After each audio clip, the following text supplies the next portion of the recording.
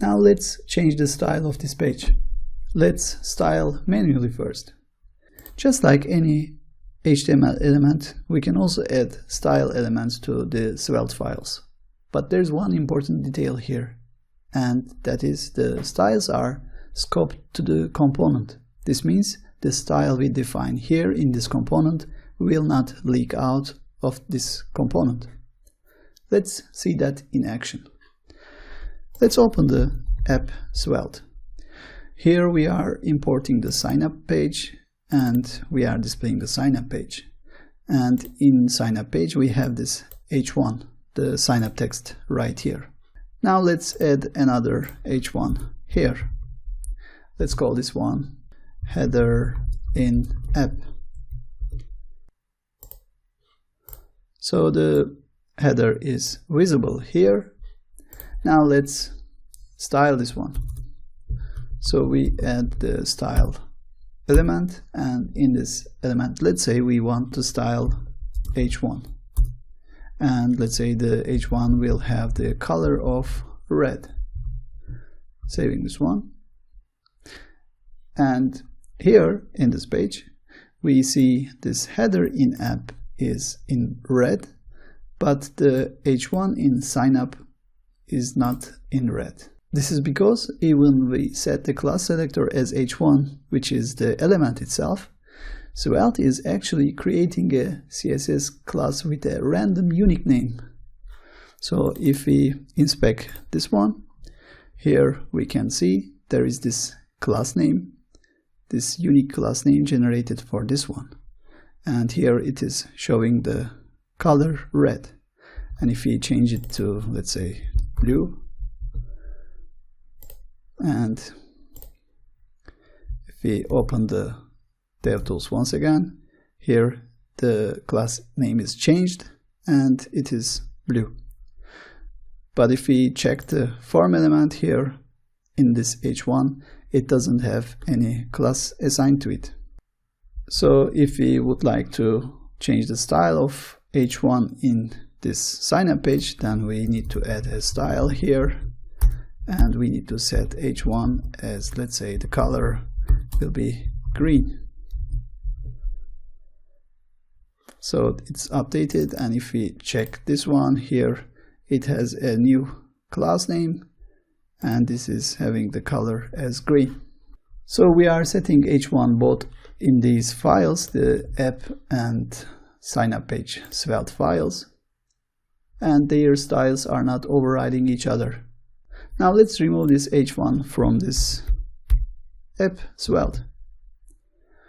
Here we are seeing a warning, and if we hover on this one, it is showing that there is unused CSS selector. So the Svelte compiler is detecting these unused styles. And if we build our project with the command of npm run build, the unused styles will not be added to the bundle CSS. So the bundle size will not be bloated with unused CSS. And this is reducing the size of our bundle. We can also have global CSS files. For that, we can either go and create our CSS files right here. Initially, we had global CSS, and we were importing that one right here. Let's do the same thing again. So we will have a global CSS here, and in this one we can say h1 is going to be red. So if we go and remove the style from the signup page, here we are seeing the header in the signup page is in red. And if we add another h1 here, header in app, this is also shown in red. So that's how we can achieve a global styling for elements. Now, as a global CSS, let's use Bootstrap. Currently the Bootstrap is on version 5 beta, but let's go with the version 4.6, which was the last stable release. So just selecting this 4.6 and here just copying this CSS link and pasting it to our index.html. So just removing the global CSS and pasting the Bootstrap 4.6. Now saving this one, and here we see the style of the page is changed. The font size are increased and font family is changed. By the way, just like adding a link right here, we can add this one in a Svelte component. So just cutting it from here and opening app Svelte, and let's add this link right here. For this one, we have a custom Svelte component, and that is Svelte column head. So this is going to be adding the markup we are adding right here to the head of the HTML. So pasting the link here, so saving this one, and this is also working. But with this approach, loading of this Bootstrap link is postponed until this component is rendered. Therefore, the components are shown with no styles for a split second. We can check that one by slowing the network. So let's clear this logs too, refreshing the page. Here initially we are seeing the page with our old style, and as soon as the Bootstrap is downloaded, the page layout is updated. Now changing the network back to the way it was, but instead of this one, if we add the link to our index.html like this, saving these changes, opening the console, clearing terminal, clearing the logs, slowing the network and refreshing the page. Now we don't see the unstyled version of that page, since with this way the browser is parsing the HTML first and sees this CSS in it, and it downloads that CSS file immediately and then renders the page. So let's keep this link in the index.html, and let's not use Svelte head in this component. I'm also removing this global CSS. We are not going to use that one. Now let's set a couple of Bootstrap classes. So removing this h1 from app, and let's wrap this sign up with a div, and let's use class of container. This is a Bootstrap class. Saving it. By the way, the network is slowed down, so it is taking time, so changing it, refreshing one more time, and here it is adding a bit of padding from left and right. Now we are going to change the style for our input elements. We can find corresponding ones in Bootstrap. Let's search for form, and here we have this form email address. So the style is basically like this. There is a div wrapping the label and input, and it has this class form group. Just copying this one,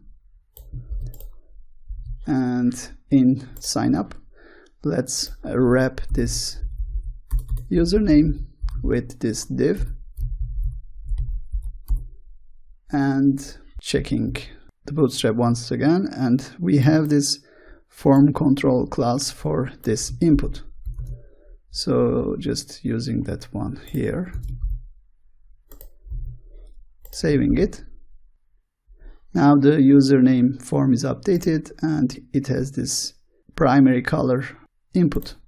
And let's repeat the same thing for other inputs. So moving this email and password into the div, and for the password repeat we do the same thing.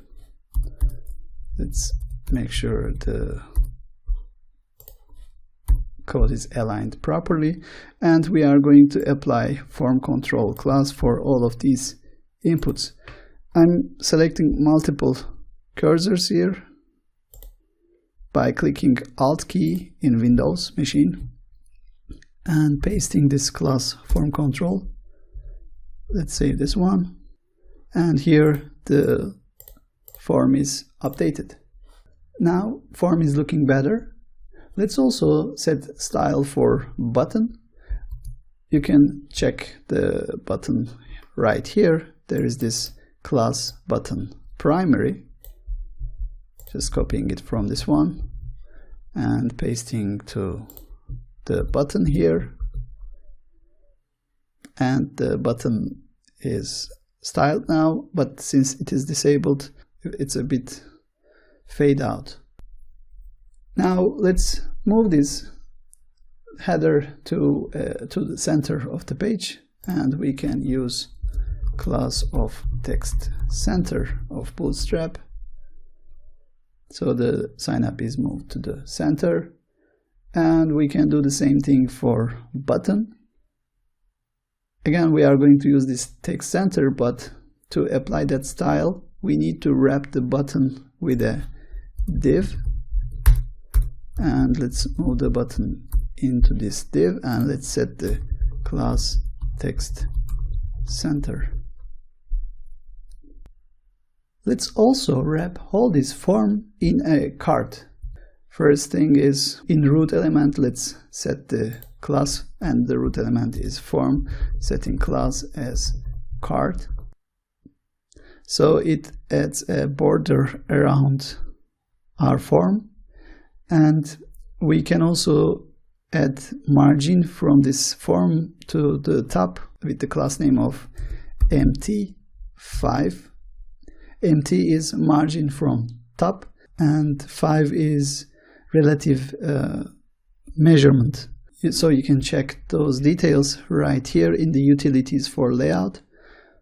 Here it is explaining the spacing utilities, and if we go there, here it is showing what the 1 means, what is 5 means, and it is explaining all the details here. And let's complete the form layout. So let's make sure this sign up in the cart header. So let's add another div having the class of cart header, and moving this h1 to this cart header, and the cart header is looking like this. And also wrap the remaining elements with another div. So we will be moving the inputs and the button to this div, and this div has the class of cart body. So the alignment is better. Let's also change the size of this form. Let's wrap the form with another div, and just moving the form into this div, and let's set how wide this column will be.